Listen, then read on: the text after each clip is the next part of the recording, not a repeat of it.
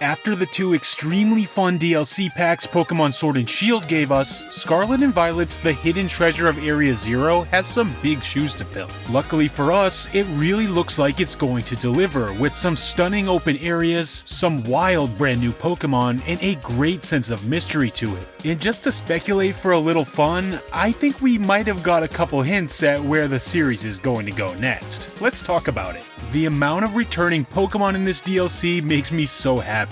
In each new shot of both Kid Akami and the underwater dome of the Blueberry Academy, it seemed like more and more returning Pokemon were being confirmed every second. In one of these early shots looking at Kid Akami, there was a strange focus on Clefairy standing next to the player character. Turns out this was actually for good reason, as Clefairy will be the Pokemon to introduce a new game mechanic introduced in this DLC, limited time mass outbreak events. A Clefairy moon viewing party will be the first mass outbreak event of the games. During it, Clefairy will spawn in both Kid Akami and Paldea with a chance to have a unique mark.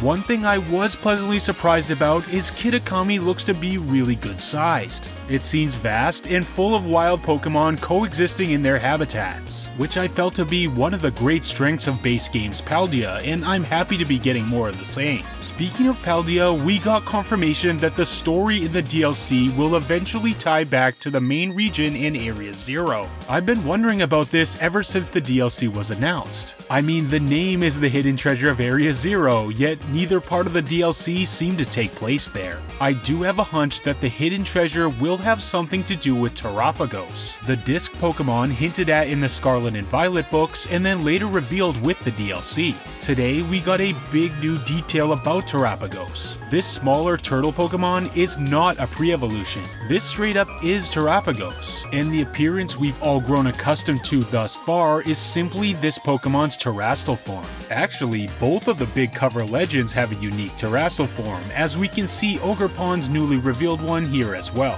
Dipplin is a really fun new evolution for Applin. Whoever thought to stab Applin with a stick and dip it in caramel deserves a raise. But jokes aside, it's disappointing that this is not a regional form, since I was hoping for a pair of Caramel Dragon branched evolutions, but I guess that won't be the case. Technically, Kid Akami isn't even part of Paldea, so I guess this couldn't have been Paldea and Applin anyways. What's not disappointing though is the fact that we got two new Paradoxes. Raging Bull, which will be a Scarlet exclusive, and Iron Crown, which will be a Violet exclusive. I love the designs, and I can only assume that an Entei Paradox will be revealed at some point. I do have to say though, as much as I love Cobalion as a Pokemon, the Scarlet players, we win again. We actually have an Elite Four confirmed for the Indigo Disc, and each resides in a certain corner of the underwater terrarium, one for each biome: Savanna, Coastal, Canyon, and Polar. Much like gyms in the base game, we'll travel to each corner of the terrarium and take on a series of Elite Trials. We know new Elite Four member Amaris's takes place in the Canyon biome, and this one is really intriguing since this is the one with the flying minigame. In it, Koraidon and Miraidon seem to be given the ability to free fly around the map and not just glide. The narrator even teases being able to fully unlock this latent power, which completely blew my mind.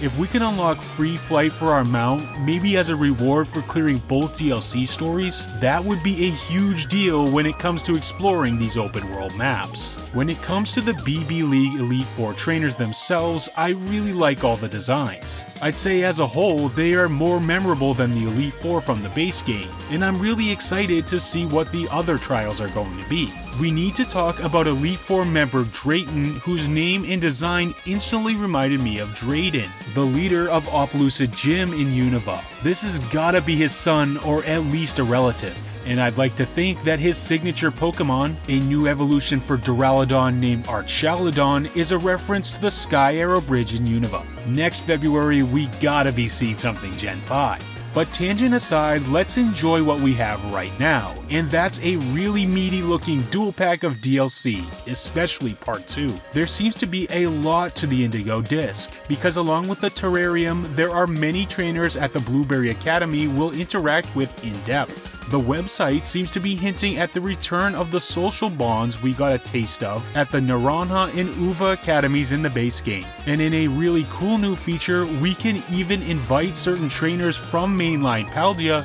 over to Blueberry Academy for special battles. The best part is, it seems we'll be able to trade with each of them for a special Pokemon after each battle, which is an extremely exciting concept. I'd love to be able to trade for things like Katie's Teddiursa, for example, maybe even with its own unique mark.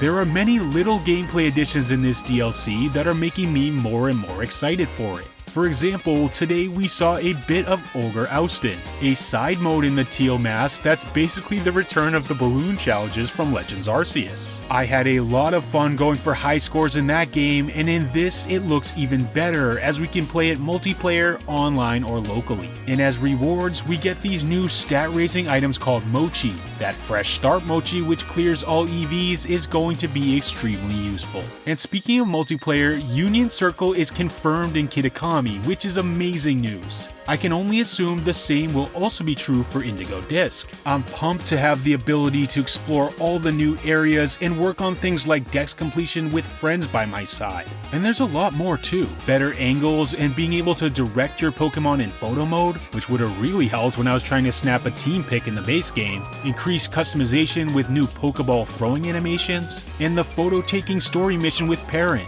which is exactly the type of thing I wanted to see from the DLC story content. New ways to play and explore this open world.